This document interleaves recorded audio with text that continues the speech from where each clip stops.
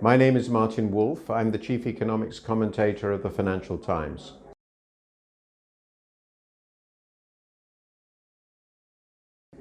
Well, I think they're quite general challenges, though they're obviously more specific. There are some specific features of emerging and developing countries. I mean, essentially, with a democracy, you have to satisfy the wishes and desires of the great majority of the people. If the political life is to be stable, if parties are to be organized in a way that works, and the public life remains cooperative.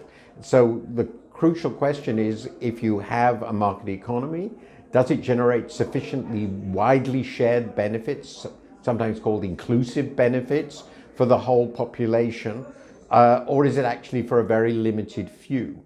I think that's the crucial question, and it becomes a particularly obvious and difficult question if, as part of becoming a more prosperous society, you liberalize, as you should, you open up to world markets, which is certainly necessary as part of achieving prosperity, but in the process, some parts of your society do much better than other parts. This is actually not so different from the situation in developed countries. If it happens that some people do much better than others, it creates huge social upheaval, of course, it's natural, but also resentment. The resentment leads, of course, then to changes in political forces, possible political instability. I think the basic art in all this is to have policy regimes which promote growth, but are completely aware of the social and economic upheavals being created by that growth, and responds to that in many different ways, responds through education, through welfare policies, and so forth. And that can be done, and I think democracy is particularly well suited to it, but it's not easy.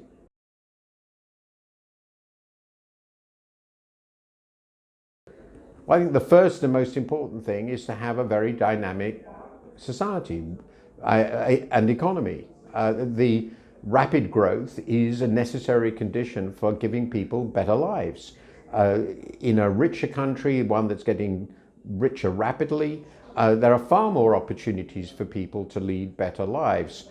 So one issue is sustaining growth, and that's become a big challenge in India because it's pretty obvious that growth has been slowing now for quite a long time, and I'm concerned that that might even get worse. So that's the first thing that has to be done.